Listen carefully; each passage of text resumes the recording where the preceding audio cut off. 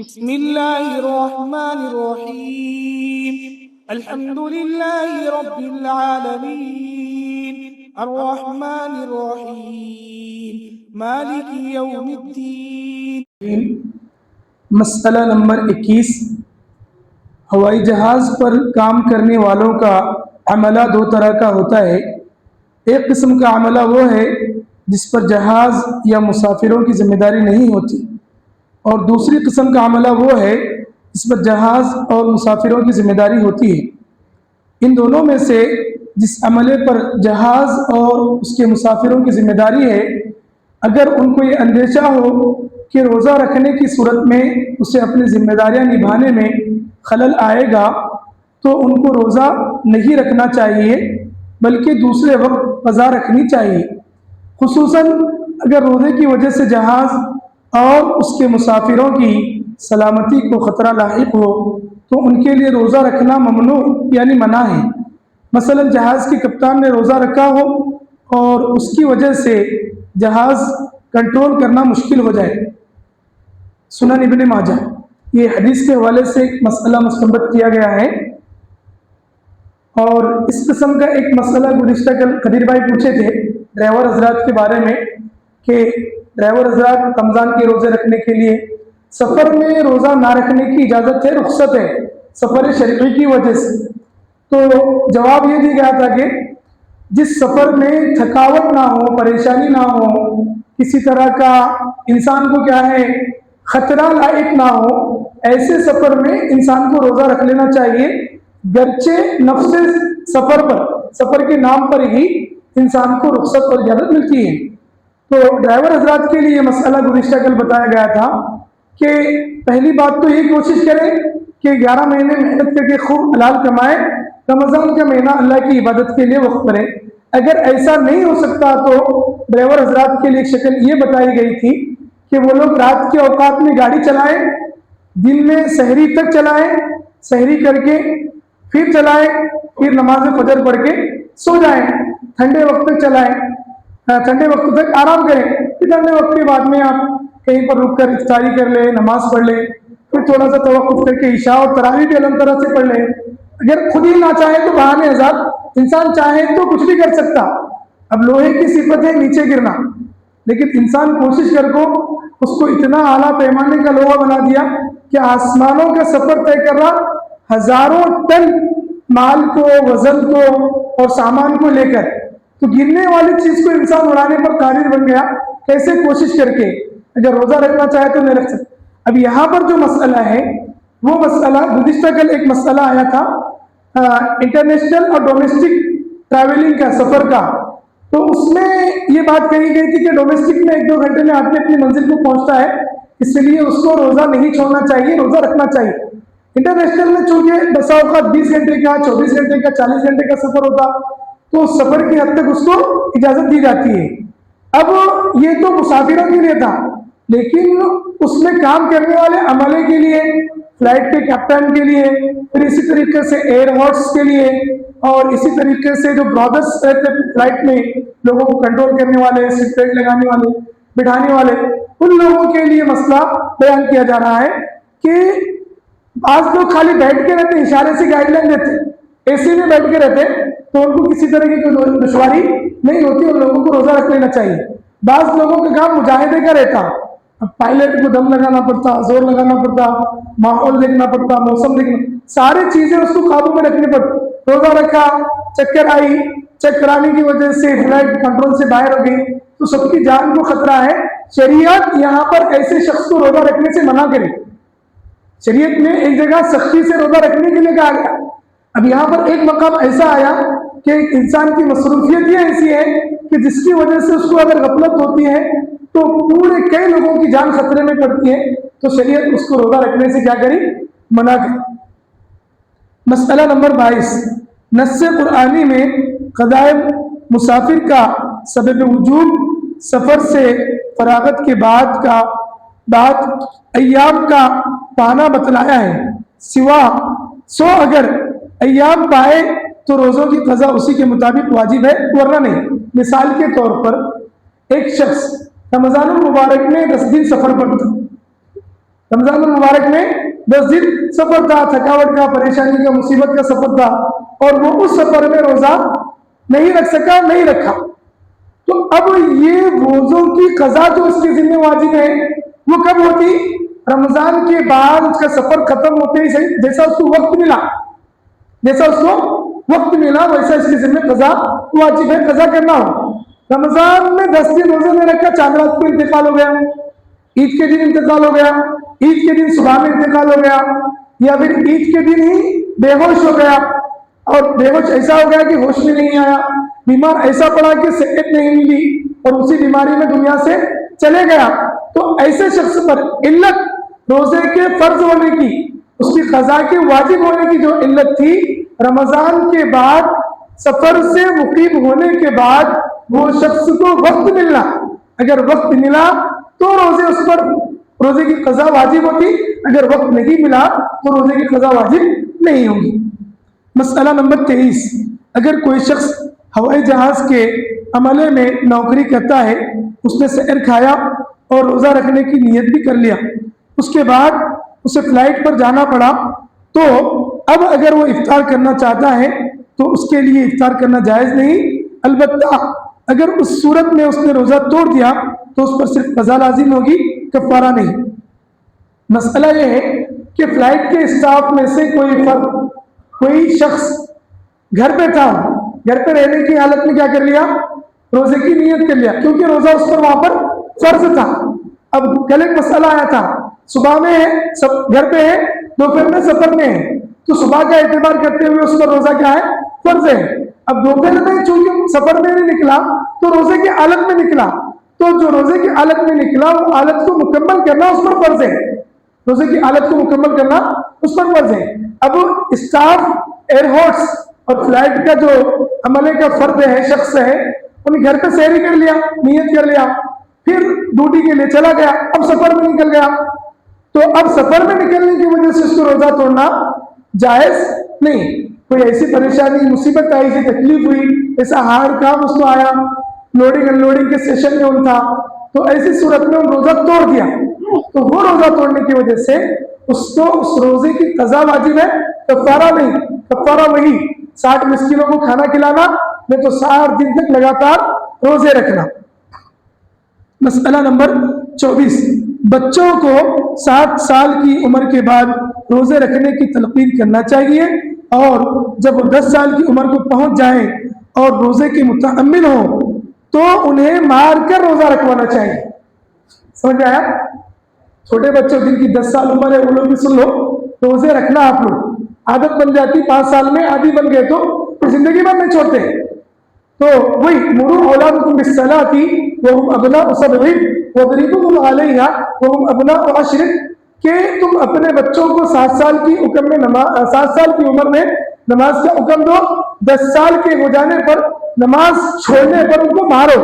تو یہی حدیث نماز کی فرضیت کے لیے، نماز کو بچوں کو عادی بنانے کے لیے اللہ کے نبی نے فرمایا کہ چونکہ جس طریقے سے نماز فرض ہے ویسے ہی روزہ بھی فرض ہے، اس لیے روزے فرض روزے کی بچے کو عادت ڈالنے کے لیے 7 سال میں روزہ رکھی کرا لیے، 8 سال میں 5-10 رکھا لیے، 10 سال میں 10-15 رکھا لیے، 11-12 سال میں 20-25 رکھا لیے، 15 سال ہوا تو انہیں خود بیٹا چھوڑ رہے بولو تو نہیں چھوڑ تم، رکھو اٹھ رہے بولو تو اٹھ تم.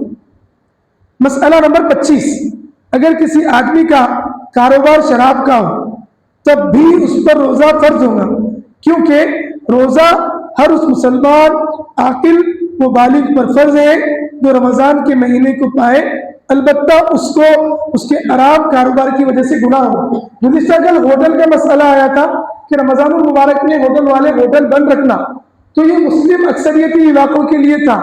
ہمارے گاؤں میں چونکہ نان مسلم بھی ہے، کاروبار ہے، اب ہوٹل ہے ان کے روزہ چھوڑنا جائز نہیں. شراب کھانے والے کو، شراب پلانے والے کو، شراب بیچنے والے کو اس کا کاروبار بھی حرام ہے، اس کو روزہ چھوڑنا جائز نہیں ہے، تو ہوٹل والے کو روزہ چھوڑنا کہاں سے جائز ہے؟ شراب بیچنے والے کو بھی روزہ چھوڑنا نہیں ہے، کیونکہ شراب بیچنا اس کا حرام کام ہے، شراب بیچنا اس کا گناہ اس کو الگ ملے گا. لیکن میں شراب بیچ رہا ہوں، شرابیوں کے بیچ میں روزہ کیسا رہوں؟ میں کھانا بیچ رہا ہوں، کھانے کے بیچ میں روزہ کیسا رہوں؟ میں آلو بھات بھجے بیچ رہا ہوں، ان کے بیچنے کے ساتھ میں روزہ کیسا رہو. یہ چیز مسلمان کے لیے روزہ چھوڑنے کی علت، سبب اور وجہ نہیں بن سکتی. سمجھ میں آیا؟ بس سے اگر کسی کو کچھ پوچھنا ہے تو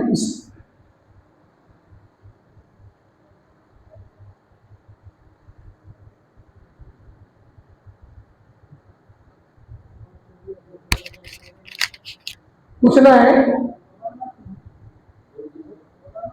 جی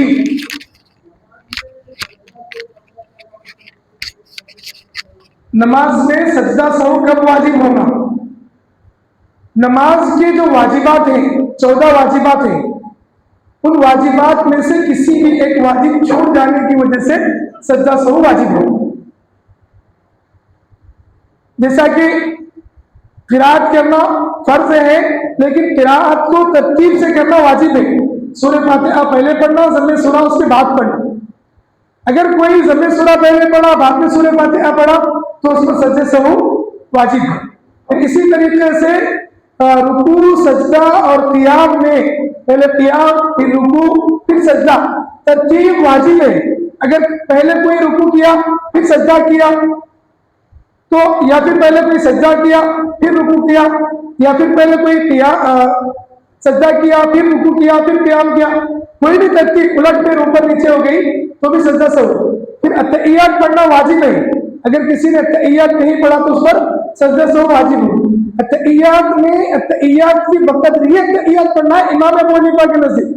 اگر اتحیات سے بڑھ کر درود شریف اللہم صلی علی پڑھ لیا تو اس پر سجدے سے واجب نہیں. لیکن صلی علی کے ساتھ محمد پڑھ لیا دوسری رکعت میں، 4 رکعت والی نماز میں یا 3 رکعت والی نماز میں، 4 رکعت والی نماز میں یا 3 رکعت والی نماز میں اللہم صلی علی بولا اتحیات ختم ہونے کے بعد دوسری رکعت کے قاعدے میں تو سجدہ سہو واجب نہیں. لیکن اللہم صلی علی محمد بول دیا تو اس پر کیا ہوگا؟ سجدہ سہو واجب ہوگا. پھر اسی طریقے سے سلام پھیرنا واجب ہے. نماز کے پورے 14 واجبات ہیں تو ہر مسلمان بچے کو یاد ہونا چاہیے. ان 14 میں سے کوئی ایک چھوڑ دیا یا کسی نے کمی زیادتی کر لیا، کسی نے کم سے کم 3 آیت چھوٹی یا بڑی ایک آیت پڑھنا واجب ہے. اگر 3 آیت سے کم، جیسے انا اعطینا کل کوثر فصلی لربک وانحر پڑھا رکوع میں چلے گیا تو اس پر بھی سجدہ سہو واجب ہوگا.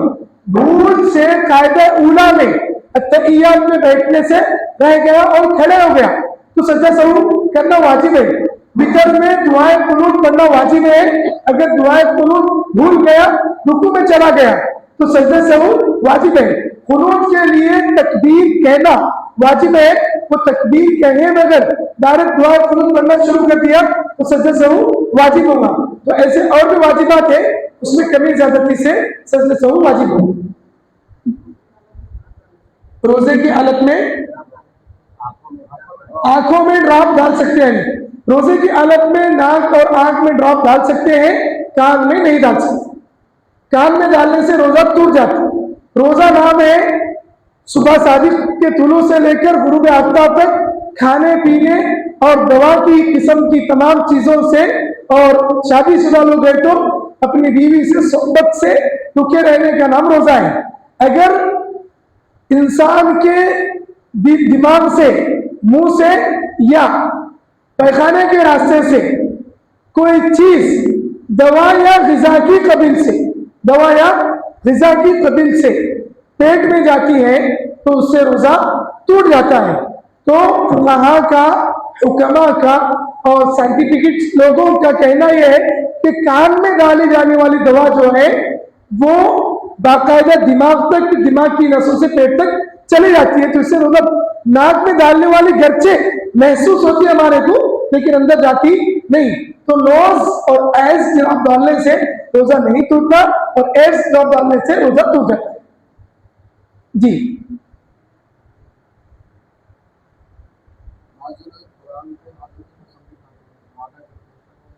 بعض لوگ قرآن پہ ہاتھ رکھ کے قسم کھاتے ہیں، وعدہ کرتے ہیں.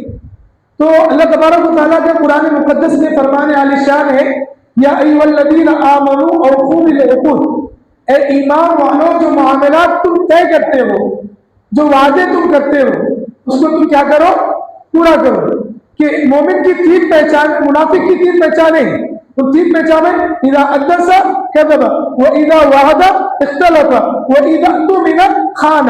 کہ منافق وہ ہے جب وعدہ کرتا ہے تو خلاف ورزی کرتا، امانت رکھی جائے تو اس میں خیانت کرتا، جب بات کرتا تو جھوٹ بولتا.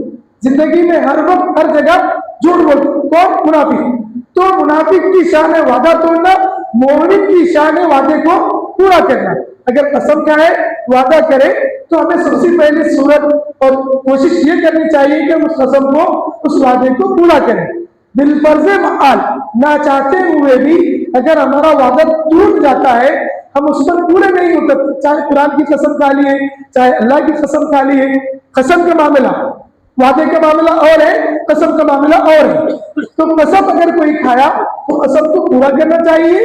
اگر مجبوری اضطراری حالت، بعض قسمیں ایسی ہیں جس میں انسان کو توڑنا پڑتا. قسم کھا کے کہتا ہوں اگر تو ایسا نہیں کرے گی تو تجھے کو 3 طلاق دوں گا. اور انہیں ایسا کری، دو کا بولا تھا، دے دیا بولے تو طلاق ہو جاتی، دو کا بولے تو طلاق. تو ایسا کرے گی تو تیرے کو طلاق دوں گا بولا. اب انہوں نے ایسا کر لی، اب قسم کھایا تھا، اب اس کو چھوڑنا کہ قسم کا کفارہ دینا. تو لا یؤاخذکم اللہ باللغو فی ایمانکم ولکن یؤاخذکم بما عقدتم الایمان فکفارته اطعام 10 مساکین من اوسط ما تطعمون اهلیکم او کسوتهم او تحریر رقبہ فمن لم یجد فصیام 3 ایام ذلک کفارۃ ایمانکم اذا حلفتم واحفظوا ایمانکم. اللہ تعالیٰ کہہ رہے ایمان والو تمہاری قسموں میں، ہم بات بات میں جو قسم ہے، قسم سے کرو، قسم سے کرو، قسم سے کرو، ماں کی قسم، گلے کی قسم، باوا کی قسم، اللہ کی قسم، اتنے بات بات کو قسمیں نہیں کھانا. اتنے بات بات یقین دلانے کے لیے انسان دیوانہ ہے. یہ عرب کی بھی عادت تھی، وہ رب الکعبہ، وہ ربی اللہ، وہ رب محمد. تو عرب بھی کھاتا تھا قسمیں. محمد کے رب کی قسم کھا کے کہتا ہوں، کعبے کے رب کی قسم کھا کے کہتا ہوں، واللہ باللہ وتاللہ، اللہ کی قسم کھا کے کہتا ہوں. تو عرب لوگ کھاتے تھے، ہمارے نبی بھی کھاتے. کھانے کی جگہوں پر کسی بات کا یقین دلانے کے لیے اگر وہ بات سچ ہے تو قسم کھا سکتے ہیں. لغو جو قسمیں، بیکار جو قسمیں ہیں، ان قسموں پر اللہ تمہاری پکڑ نہیں کرے. ہاں البتہ پختہ کسی معاملے پر، کسی بات پر میں ایسا نہیں کروں گا، قرآن کی قسم نہیں کھانا چاہیے، قرآن کی قسم کھانا جائز نہیں، لیکن کھا لیا تو اس کو پورا کرنا. پورا نہیں کر کے اس کو توڑا تو اس کا کفارہ، اس کی پینالٹی، اس کا دنڈ، قسم کھایا، قسم کو پورا نہ کرنے کی پینالٹی جو ہے وہ کیا ہے؟ 10 مسکینوں کو کھانا کھلانا. جو کھانا ہم کھاتے ہیں، جو کھانا تہاری، بریانی، دال چاول وغیرہ، یا پھر دال روٹی سے اس کے ساتھ میں پاپڑ وغیرہ رکھ کے کھلا دی، تو 10 مسکینوں کو قسم کے کفارے میں کھانا کھلانا. کفارۃ اطعام 10 مساکین من اوسط ما تطعمون، 10 مسکینوں کو درمیانی کھانا جو تم لوگ اپنے گھروں میں کھاتے. فمن لم یجد فصیام 3 ذلک ایام، اگر وہ نہ پائے تو 3 دن کے روزے رکھے. کھانا کھلانے میں خود بھوکے مار رہے ہیں صاحب، کہ کیا 10 لوگوں کو کھانا کھلاتے بولے تو قسم کھا کے قسم توڑے نا، اس لیے 3 دن کے روزے رکھو اس کی پینالٹی کے. اب ایسا کریں گے تو دوسری مرتبہ قسم کو وذالک کفارۃ ایمانکم اذا حلفتم، یہ تمہاری قسموں کا کفارہ ہے جب تم قسمیں کھا لو. سمجھ میں آیا جی؟ اور کسی کو کچھ بولنا ہے؟